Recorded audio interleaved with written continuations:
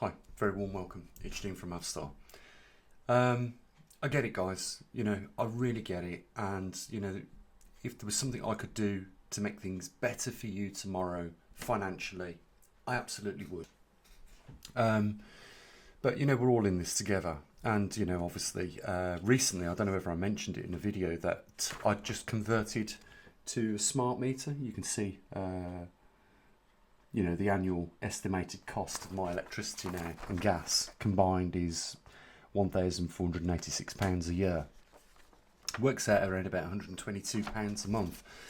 And I was watching something yesterday which I thought was very promising. And, being a scientist, I know that, the quest for the holy grail of producing free energy is not here yet, unfortunately. I know that there are some other YouTube channels that go on about this, and trust me, if you've ever seen my workshop, which is the spare room here, if you've ever seen in there, I've tried everything, guys, to achieve what other people have said that works, and it clearly doesn't. We've looked at magnetic V-gates. I've built hydrogen oxygen generators. The problem is with a lot of these things is that it requires a lot of energy to get a little bit back out, and it's not efficient. The thing I looked at yesterday, and I'll let you know if it's successful, was a night heater for lorries. You can buy these for £100. I bought one on eBay yesterday, brand new, £100. This is the one with the built-in tank, and it's designed to heat the cab of a lorry or a caravan or a boat, and it runs on multi-fuels. And the good thing about this is that you can run it on waste oil if you can get your hands on the waste oil. There are a couple of places that you might think immediately of going to get those. One would be a chip shop, which we've got lots here in the UK. We love our fish and chips. So you could get the waste oil off the chip shop, run it through a couple of filters, and I would suggest a 50-50 mix, because the waste oil, believe it or not, burns at higher BTUs than just putting red diesel in this heater. And you've got to make the full to get the most out of this system. And I watched a guy do it yesterday, brilliant.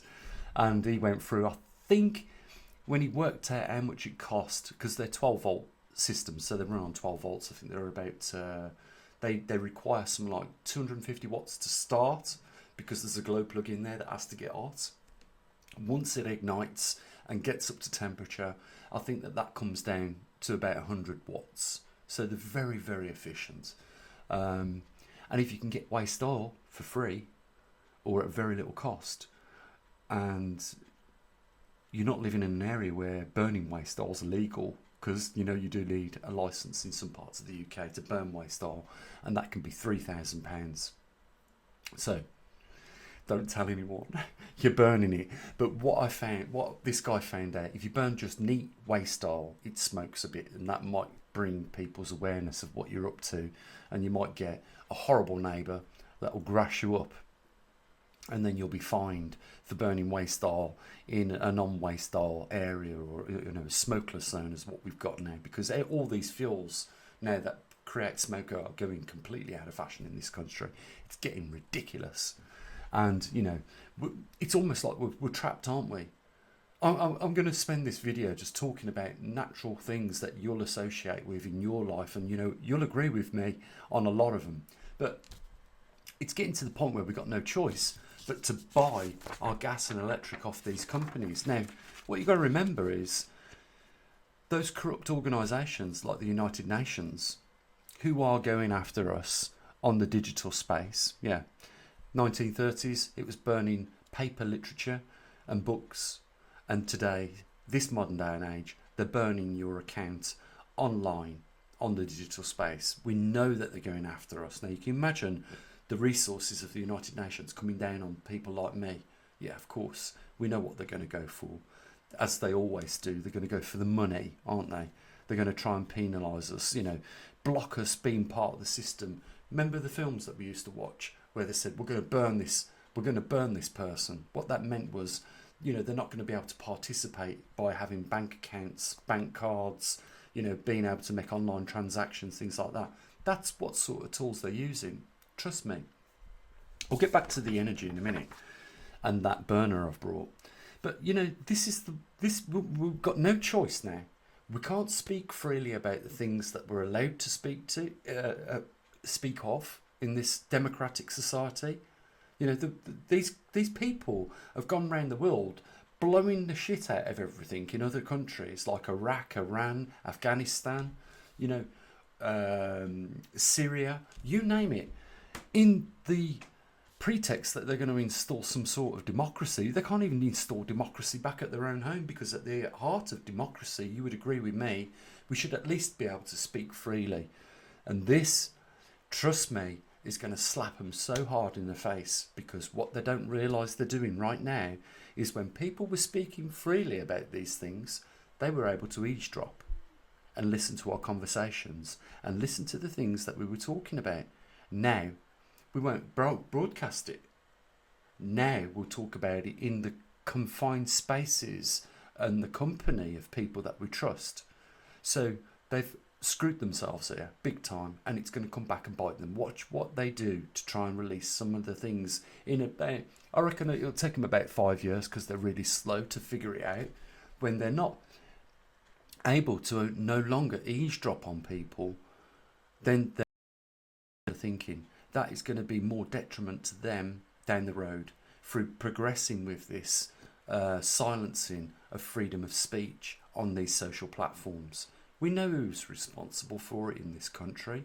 It's Dorrins, Nadia Dorrins, the Minister for Digital Space and this, that and the other. She's the one that's been pushing these companies like YouTube, Twitter, Instagram, TikTok and all that to silence people like us. But it's not going to work out too good for them, because further down the road, just bear with me, further down the road, it's going to end up that they're not going to be able to eavesdrop. I'm sure that phone will stop in a few seconds. Or maybe not.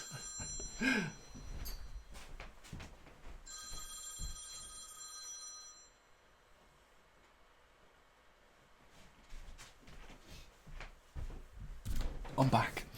That's my wife, and if she watches this video, she'll know that I've just silenced her.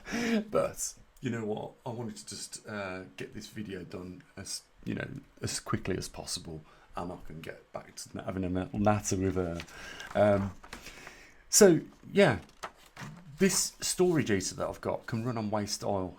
And that means you can buy the waste oil for pretty much nothing, or they'll give it you at some garages or some chip shops or some restaurants that use a lot of oil. And that means you can run your storage heater, which is an 8 kilowatts. Listen to this, 8 kilowatts. And I don't think it will produce that. I think it's safe for around 3 kilowatts, depending on what fuel with the BTUs. Some fuels that burn with more BTUs than other fuels. So like diesel oil will burn less than heavy oil, like recycled or refiltered waste oil. It'll have more BTUs.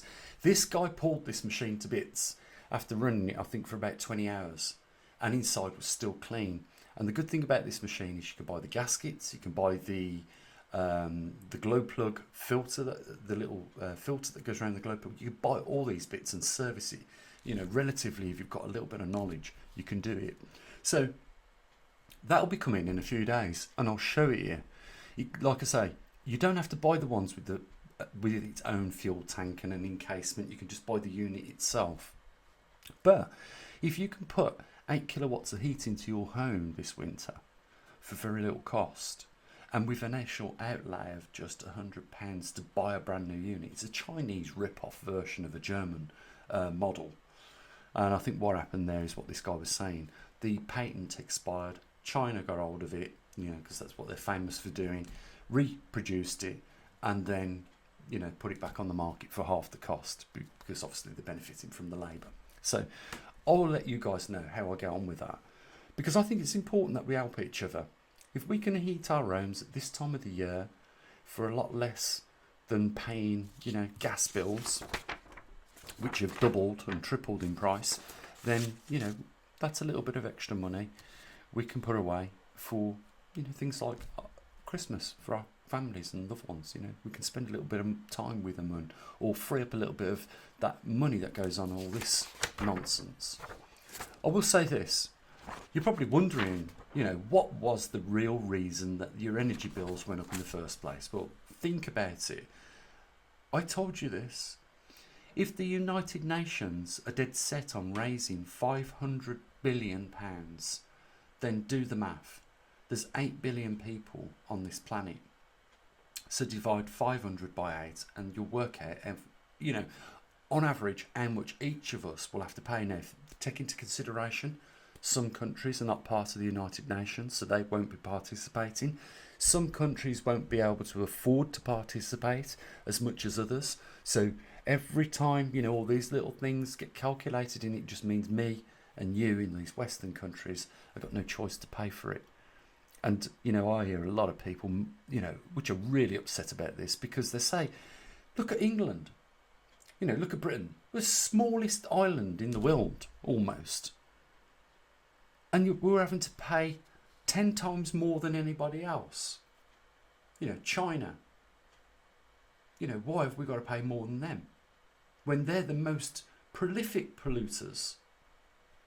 Well, they had to come up with a way of raising that £500 billion, and this was one of the ways they did it.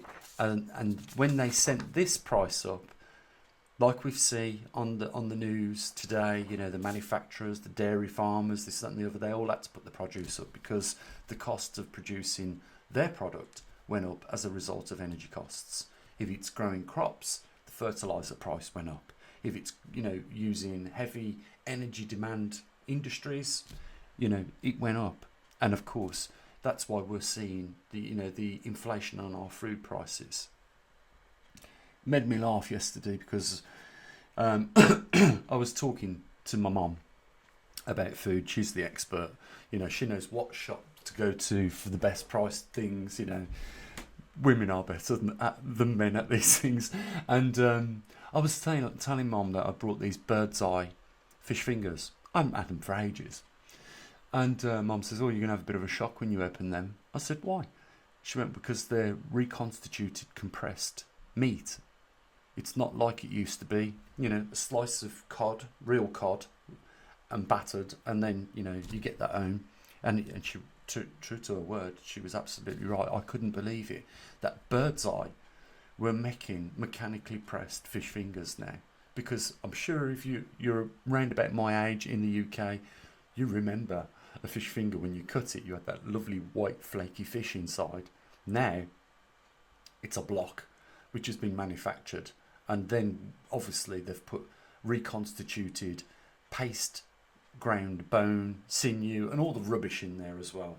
And we still pay the same price. I'm just as shocked as you guys, and I can understand why it's very difficult for you to, with your family, with your friends, to, afford to chip in even once a month to this observatory. But I will say this, I've tried to keep it as cheap as possible. Can you imagine if I had premises right now for our observatory? We would be bankrupt. We would have had to shut shop. Luckily, I kept it so small and the overheads really low down. I put most of the equipment in my own place where I live. The Trimag is in the loft. The receiving master is in the spare room. The magnetometer is in the spare room. The muon detector's in the spare room. And then we've got all the other equipment like the CO2 detector, atmospheric oxygen, and the radiation detector. All those pieces of equipment are here in my home. It's a good job we never went down the road of having premises.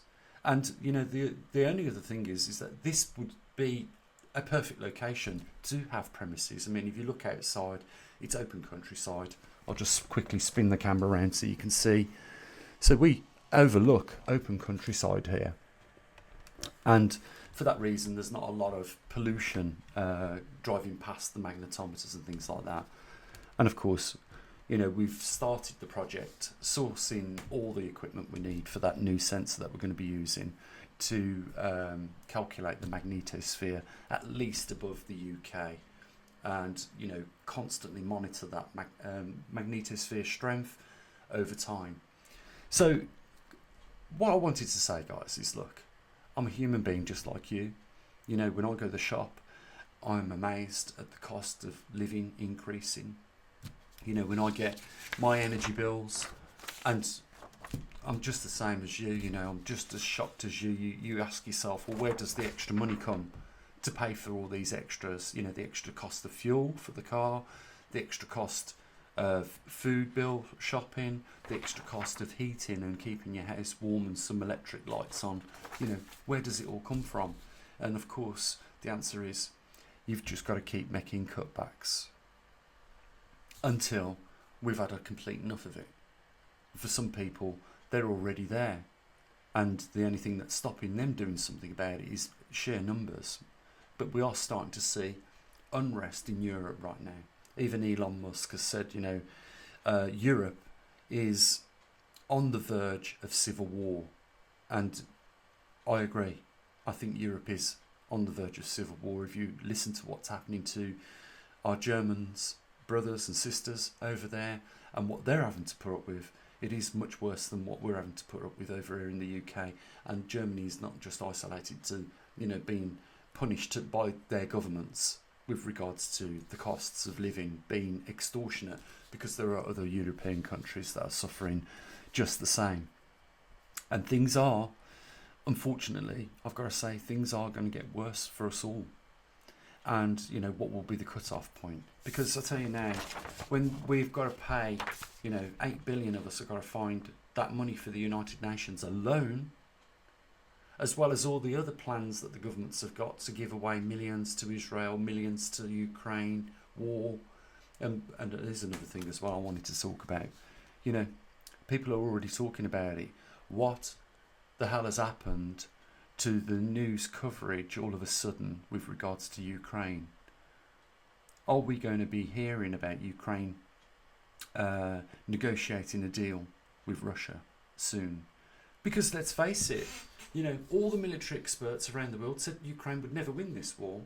But if that was the case, well, why then did they start it in the first place? Was it just so that the military industrial complex could make billions and billions of pounds for themselves, and it was encouraged? Because now we're talking about a loss of life on both sides, totaling nearly 1 million people that are dead, that was here alive 14, 15 months ago. And that really annoyed me, what YouTube done the other day, when I said to people, just put your guns down, go and live with your family, forget fighting for the country, because it's a waste of time. You're not fighting for anything other than, you know, the guy in the suit these days, and because he's decided to send you to war, that's what you're fighting for. Not for your land, not for your country, because these people that run our countries sell us out all the time. And, you know, it is against the American Constitution to harm the nation's currency, and yet they are doing it. You know, we know the tyrannical governments around the world, you know, the Richie Sunaks of the world, don't give a shit about the average person. You know, that there needs to be benefit reforms, you know, and if you're not going to invest in new businesses as a government, then don't be surprised that there are more people queuing up to get and obtain benefits of some sorts down the road. Because if you fail to grow the roots, then you also fail to grow what grows above the roots. You know, and you would think that they'd have common sense to realise this, but no, it's all about what they can do for themselves. And I disagree with Richie Sunak being our Prime Minister in the first place, because his wife's a billionaire. And what have we seen them all do on the back of the pandemic? They all invested in these pharmaceutical companies, stocks. They was all owners of stocks and shares. You know, same with the military complex. They're all invested in these. And of course, you know, if you want your stocks to go up, then no better way of doing that than having a war with another country, or instigating in encouraging a war to take place with two countries. It's a sad world we live in, and it's not getting any better. You know, it is pure evil and wickedness by these greedy few individuals. And they're not intending to make life better for us. Look what Bill Gates is up to. 3D printed artificial meat and food. Buying up all the land he can get his hands on. Why is it that when they get a bit of money, they feel the grandeur of God come over them, and they feel that they now know what the rest of us want. I think we would all just want, just a good life, to be safe, have good quality food, live in a reasonable quality of property, or in an area of really, of reasonable quality. I don't think many of us would mind working, contributing to our community in some way. We could have this utopia if we wanted it, if it weren't for just the small minority of people. They're the ones that have ruined our Christmas this year by putting the bills up, coming up with their brain ideas like, oh, we need to raise 500 billion. 500 billion. It reminds me of him, in that film. It's just crazy. But anyhow, I'm the same as you guys. I do understand what's going on. And yesterday, after telling people that, we were running seriously in the red with the observatory, not one person all day after doing that video made any contributions. We have had a couple today, a few people chip in. Big thanks to those few. And of course, tomorrow we do the biggest day of our month, second biggest day of our month. Every 2 days of the month we do the latest magnetic pole positioning. So, everybody benefits tomorrow. It'd just be great if just a few more people would, chip in a few bucks and help out here, because we couldn't run it any more leaner. There is just one person who does the programming, the building of the electronics, the running of the website, and these videos as well. As well as all the other stuff that goes on alongside that, like the processing in Excel with the data that we collect. There's a lot that goes on, and it could easily require 2 or 3 people to do it all, not just one. But we can't even pay a salary, not even minimum wage, just me at this observatory. That's what I've been trying to tell people. We do have 60,000, and if everyone put a little bit, we would cover what we needed to easy here, and we'd have money for other projects, but we just don't, because it's difficult to convince people, that what you're trying to do is first of all a worthwhile cause. And of course, it's easy for me to say it is, because I've been doing this 10 years now at this observatory. Last 6 years, we've had equipment, and we've been actually using the scientific method. We stopped talking about it 6 years ago, and we actually started to collect data 6 years ago. So, we are an official observatory. So, yeah, I know it's hard, guys. I know that these bills that are on the increase don't help us one little bit. And, anything I could do to help, save you a few quid this year with regards to your heating bills, we'll look into, like I say, we'll look into this heater, and we'll do some science with it. We'll work out how efficient it is, and if it is a superstar winner, then, I will show you exactly how I achieved, those results, and you can copy it, and we can put all the links up for everybody to get the bits and bobs that they need in order to do it themselves. I'm sure most of us are capable of this. It's not very technical, and once it's all set up and working, it's just a case of filling it up with fuel. These units are very safe.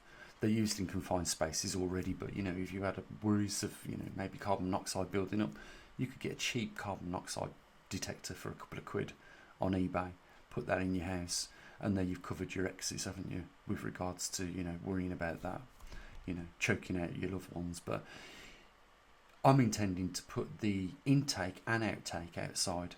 You don't want the intake inside, like this guy said. If you put it on the inside, then you're just sucking the hot air that you're producing out your living room through the system and then pumping it outside.